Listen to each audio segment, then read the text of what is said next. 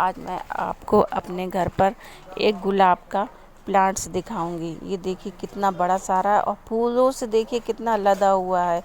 ये इसमें सबसे ज़्यादा फूल आने का राज है सिर्फ इसमें चाय की पत्ती डालने से। जो हम लोग चाय पीते हैं उसकी जो चाय की पत्ती हम लोग फेंक देते हैं, बेकार हो जाती है, तो उसको फेंकिए मत। आप इसकी जड़ों में डालती रहिए और इसकी गुड़ाई करती रहिए।